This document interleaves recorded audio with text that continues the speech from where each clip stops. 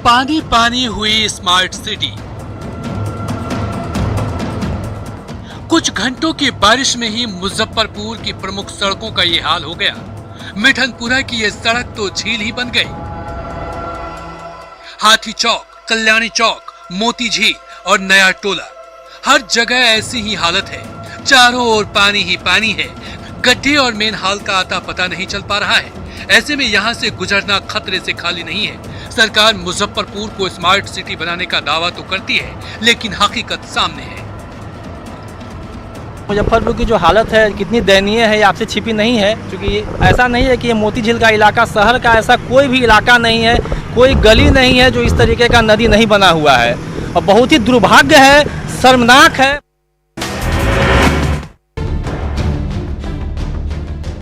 बाढ़ पीड़ितों का दर्द। दरिया में सब कुछ गवा चुके सीतामढ़ी के ग्रामीण कुछ इस तरह से सड़क पर जिंदगी गुजारने को मजबूर हैं। पॉलीथीन शीट से बनी ये झोपड़ी ही अब इनका आशियाना है। यही घर संसार है। पूरी गृहस्थी यही समा गई है। यही खाना बनता है। छोटे छोटे बच्चों के लिए यही खेल का मैदान है। हजारों बाढ़ प्रभावित परिवारों की जिंदगी इन दिनों इसी तरह से गुजर रही है। इनका दुखड़ा सुनने के लिए अब तक कोई नुमाइंदा नहीं पहुंचा है। हम लोग का यही कहना है कि हम वावर तक कुछ नहीं मिला, न हम लोग धार आ गया तो हम लोग रोड पर चला आए, पल्ले टांग के रहे हैं और देखिए रहे हैं अभी भी है ये हैं हम लोग। हमारा लोग का कुछ नहीं मिला है। सरकार का उपलब्ध नहीं, मुखिया नहीं, सरपंच नहीं, वार्ड नंबर कुछ कोई नहीं आया।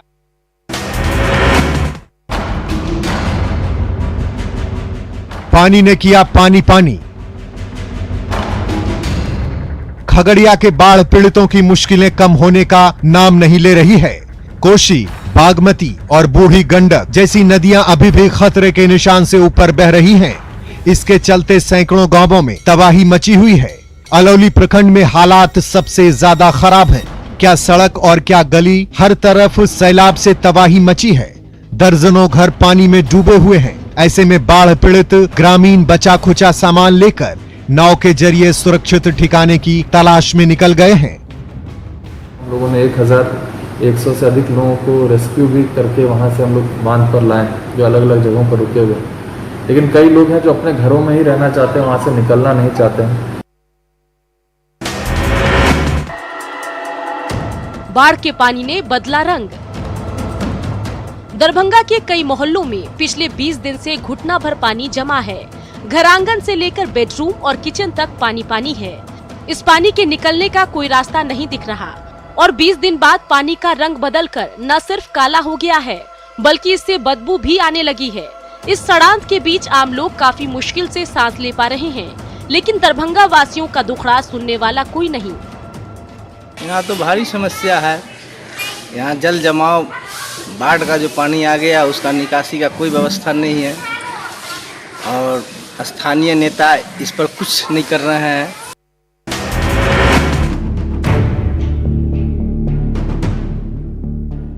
बाढ़ ने किया जीना मुहाल। नूर नदी के कहर से समस्तीपुर के दर्जनों गांवों में हालात बदतर हो गए हैं। नूर नदी का जलस्तर बढ़ने से तमाम सड़कें डूब गई हैं। झोपड़ियों का बुरा हाल है। घर आंगन हर जगह पानी ही पानी है। 2007 के बाद इस साल आई भीषण बाढ़ ने सब कुछ तहस नहस करके रख दिया है। अब कहीं जगह नहीं बची है। इसके बावजूद ये बाढ़ प्रभावित ग्रामीण पानी के बीच जिंदगी की जंग लड़ने में जुटे हैं। बाढ़ की यहाँ पे भयावह स्थिति है। लगभग 200 घरों में पानी यहाँ पे घुस गया है और स्थानीय प्रतिनिधि हो या विधायक हो, उनके तरफ से किसी भी तरह का सुविधा मुहैया नहीं करा गया। यहाँ पे बगल में बांध टूट गया है।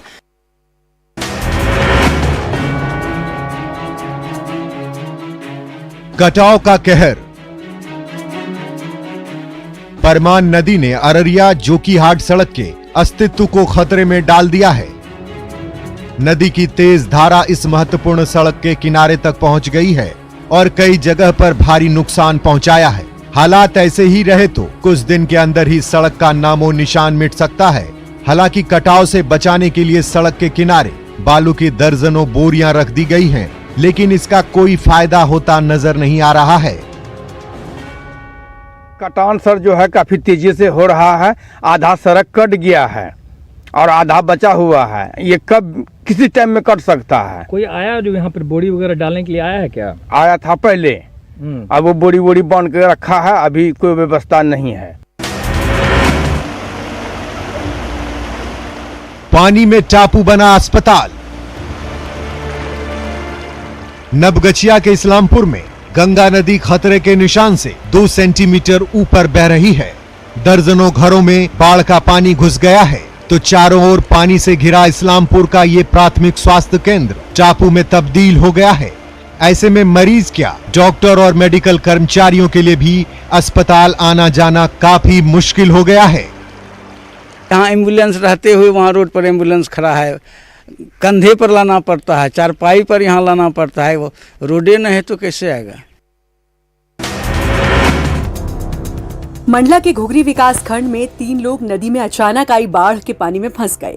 ये तीनों लोग नदी के बीच मझदार में यूं ही काफी देर तक फंसे रहे और नदी के बीच में एक टीले पर बैठकर पानी के रुकने का इंतजार करते रहे।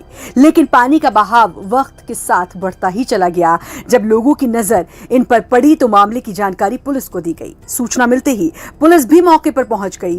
तीनों को पानी से निकालने का इंतजाम किया गया, लेकिन काफी देर तक इन लोगों की जान सांसत में फंसी रही।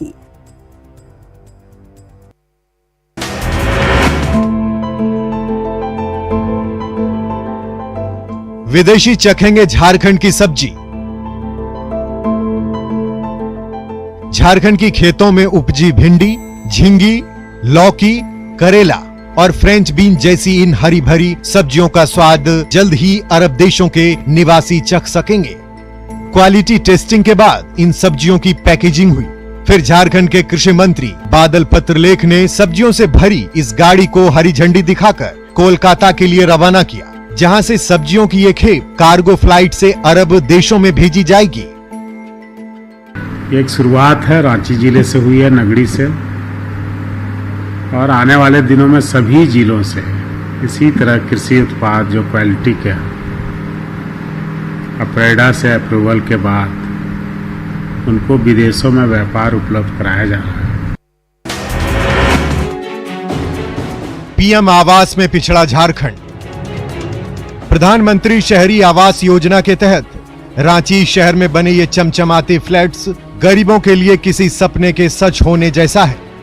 कल तक झोपड़ी में रहने वालों की यहां आकर न सिर्फ दिनचर्या बदल गई है, बल्कि उनके जीवन स्तर में भी बदलाव आया है। लेकिन कोरोना के संकट के चलते पीएम आवास योजना के परफॉर्मेंस इंडेक्स में झारखंड का ग्राफ गिरता जा रहा है। अब देश के टॉप 25 जिलों में से झारखंड के महज 8 जिले ही इस लिस्ट में जगह बना सके हैं।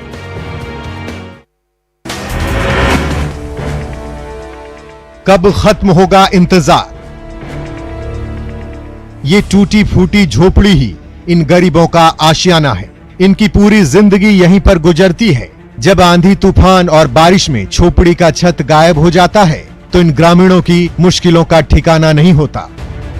हालांकि इन जैसे गरीब ग्रामीणों को पक्का घर देने के लिए प्रधानमंत्री आवास जैसी योजनाएं चलाई जा रही है, लेकिन सरकारी सुस्ती के चलते इन गरीबों को कब पक्की छत नसीब होगी ये कहना मुश्किल है। हमारे पास बिल्कुल इस साल अंतिम चरण में है। जिस साल पुराना का नाम था, इस साल मेरा खत्म हो जाएगा, इसीलिए नाम होगा तो इस साल उसका बन ही जाना है, और नहीं होगा तो देखते हैं इसका। अगर नाम नहीं होगा दुर्भाग्य से तब। श्रमदान से सड़क निर्माण। जब प्रशासन ने मुंह मोड़ा तो ग्रामीणों ने खुद फावड़ा उठा लिया। ये नजारा है हजारीबाग के पूर्णाडीह गांव का। आसपास के दर्जनों गांवों में आने जाने के लिए एकमात्र रास्ता ही है, लेकिन मॉनसून के दिनों में इस रास्ते से आना जाना मुश्किल हो जाता है। ऐसे में लाख गुहार के बावजूद जब प्रशासन ने फरियाद नहीं सुनी तो स्थानीय ग्रामीणों ने खुद फावड़ा उठा लिया और सामूहिक श्रमदान के जरिए ये मोरम सड़क बना डाली। हम लोग के गांव में बहुत दिन से यह रोड का समस्या है सो चल रहा है, लेकिन हम लोग सभी ग्रामीण मिल करके एक उत्सुकता पूर्वक हम लोग श्रमदान और ग्रामीण चंदा के द्वारा यह रास्ता मरम्मती का कार्य हम लोग ने किया। जहां चाह वहां राह। ये लातेहार के पेशरार गांव का नजारा है। प्रशासन की अनदेखी से निराश ग्रामीणों ने खुद कुदाल और फावड़ा उठा लिया है। 3 दिन तक कड़ी मेहनत की, ऊंचे नीचे रास्ते को समतल बनाया, जगह जगह पर मिट्टी भरी और 1.5 किलोमीटर लंबी ये सड़क बनकर तैयार है। अब आसपास के दर्जनों गांवों के ग्रामीणों के लिए लोहरदगा जिला मुख्यालय आना जाना ज्यादा मुश्किल नहीं रह गया है। परेशान हो गए, जाने आने की दिक्कत था। माल मवेशी जो है वो भी डूबने लगा, जब बत्ती हो गया गिरने लगा, बहुत जो है गिर भी जाता था। जब इतना एक कमर था गड्ढा, तो हम लोग जो है से अपने से हम लोग मीटिंग किए, बोले कि पर्यावरण की चिंता। बाबा नगरी की सड़कों के किनारे लगे ऐसे डिस्प्ले बोर्ड्स में जल्द ही एयर क्वालिटी की जानकारी मिल सकेगी। इससे न सिर्फ हवा की शुद्धता का पता चल सकेगा, बल्कि उसे सुधारने में भी मदद मिलेगी। देवघर में हाल के दिनों में आबादी का दबाव जिस तेजी से बढ़ा है, तो पर्यावरण प्रदूषण का संकट भी गहरा गया है। ऐसे में देवघर जिला प्रशासन पर्यावरण को लेकर बेहद गंभीर नजर आ रहे हैं।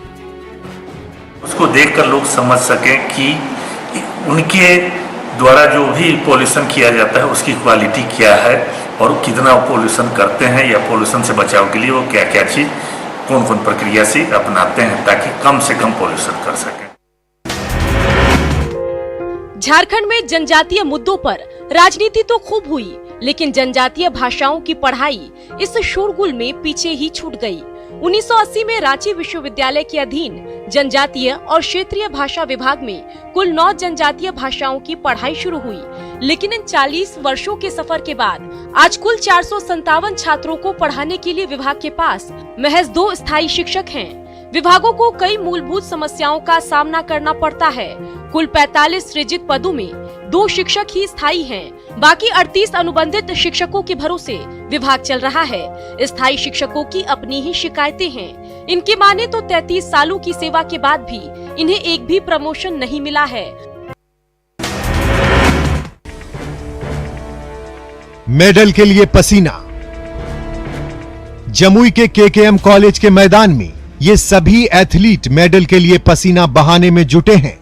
इनमें से कई खिलाड़ी पहले भी राष्ट्रीय और अंतर्राष्ट्रीय प्रतियोगिताओं में अपना दमखम दिखा चुके हैं। इसके बावजूद न इन्हें प्रैक्टिस के लिए अलग जगह मिली और न कोई संसाधन, लेकिन इनके हौसले कहीं से कम नहीं हुए। जुगाड़ के संसाधन और अपनी मेहनत की बदौलत ये सभी खिलाड़ी आने वाली प्रतिस्पर्धाओं की तैयारी में जुटे हुए हैं। हम लोग मेडल तो अभी बस भैया लोग प्रैक्टिस करा रहे हैं, उसी के वजह से दे रहे हैं। जैसे जो ग्राउंड है उसी में कर रहे हैं। हम लोग को ग्राउंड चाहिए, अच्छा संसाधन चाहिए प्रैक्टिस के लिए, जो कि जिससे कि मेडल लगे, जो कि हम लोग का जरूरी के लिए है जैवलिन के प्रैक्टिस के लिए। टीम इंडिया के स्टार और अपने शहर के हीरो महेंद्र सिंह धोनी से एक बार फिर प्रशंसकों की उम्मीदें जगने लगी है। धोनी को अपने आइडियल मानने वाले युवा खिलाड़ियों की माने तो इस बार आईपीएल में धोनी भैया का बल्ला खूब चलेगा और हेलीकॉप्टर शॉट के साथ साथ नए शॉट भी देखने को मिलेंगे। धोनी के साथ रणजी क्रिकेट में ओपनिंग पार्टनरशिप में लिम्का बुक ऑफ रिकॉर्ड में नाम दर्ज करा चुके रणजी खिलाड़ी शब्बीर हुसैन भी मानते हैं कि धोनी में काफी संभावनाएं हैं और उनकी फिटनेस ऐसी है कि आज भी नए खिलाड़ी को पीछे छोड़ सकते हैं।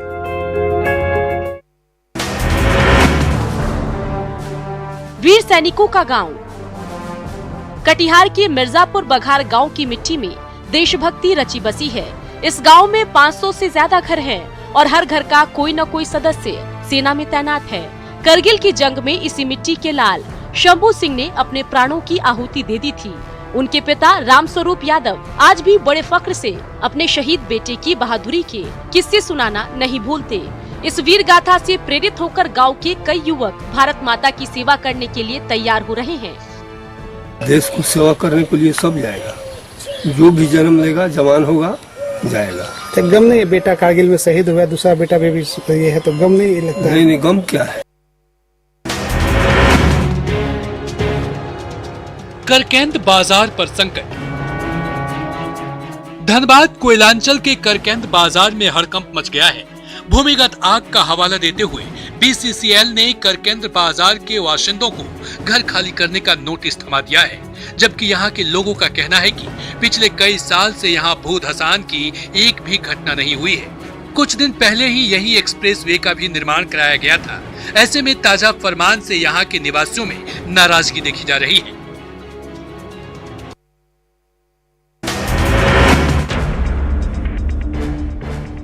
कोरोना काल में भारी पड़ेगी लापरवाही। ये पटना के राजेंद्र बालक हाई स्कूल का नजारा है। इसी स्कूल कैंपस में एक तरफ CRPF जवानों ने डेरा डाल रखा है, तो दूसरी ओर 11वीं क्लास में दाखिले के लिए छात्र छात्राओं का तांता लगा हुआ है। हाल में यहाँ रहने वाले 3 CRPF जवान कोरोना पॉजिटिव पाए गए हैं। ऐसे में स्कूल में खलबली मच गई है। नामांकन में जुटे शिक्षकों में दहशत का आलम है, तो दाखिले के लिए पहुंचने वाले छात्र छात्राओं में कोरोना का खतरा बढ़ गया है।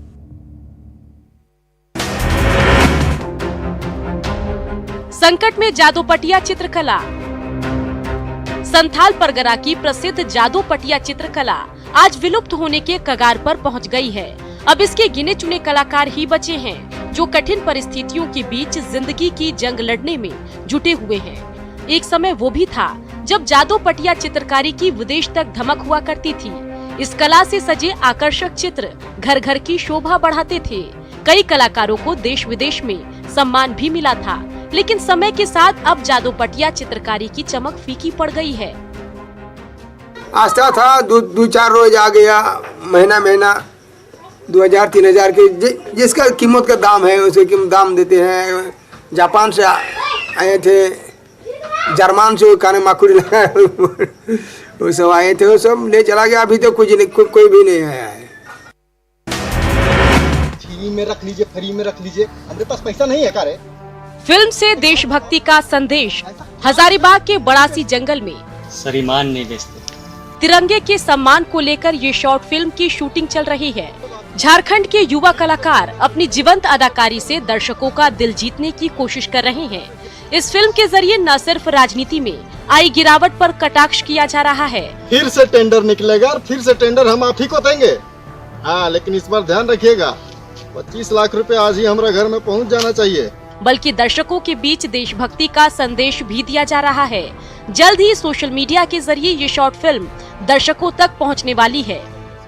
अभी रिसेंट जो वीडियो बन रहा है वो भी करप्शन से रिलेटेड है, जिसमें कि हमने पॉलिटिक्स को इंक्लूड किया है। पॉलिटिशियन का असली चेहरा दिखाया है कि आम इंसान कैसे उनसे त्रस्त होता है और क्या करना चाहिए जिनसे कि हम लोग सिस्टम में चेंज ला सके।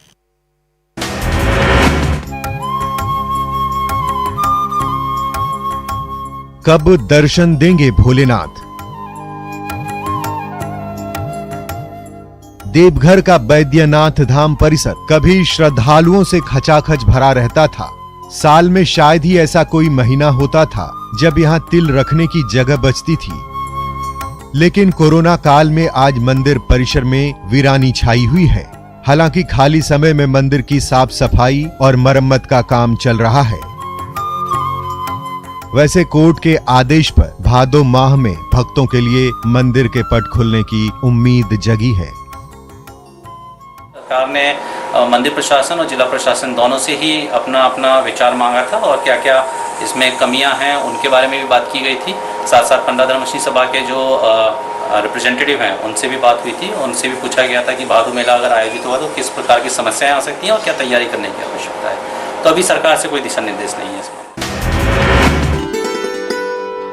वैश्विक महामारी कोरोना की मार से कुछ भी अछूता नहीं है। कोरोना की मार देश के तीसरे सबसे ऊंचे वाटरफॉल जोग पर भी पड़ी है। जोग वाटरफॉल कर्नाटक के शिवमोगा में है और इसकी ऊंचाई 833 फीट है। यहाँ पर एक साथ 4 झरने गिरते हैं जिनके नाम राजा, रानी, रोरर और रॉकेट है। इस मौसम में यह वाटरफॉल टूरिस्टों से गुलजार रहता था, लेकिन आजकल यहाँ सिर्फ 300 पर्यटक ही पहुँच रहे हैं। पिछले साल जून जुलाई के महीने में रोजाना 4 से 5 हजार तक पर्यटक आते थे, लेकिन कोरोना के चलते अब यहाँ दिन भर में 150 से 200 टूरिस्ट ही पहुँच रहे हैं। इनमें ज्यादातर लोकल टूरिस्ट ही हैं। दुनिया भर में सबसे ऊंची मूर्ति बनाने और बनवाने वालों का अपना अलग ही जलवा है।